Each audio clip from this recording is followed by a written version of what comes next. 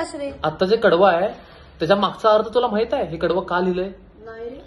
तर 1972 साली महाराष्ट्रामध्ये भीषण दुष्काळ पडला होता. अक्षरशः उपासमारीची वेळ आली होती. मग लोक काय खात होते?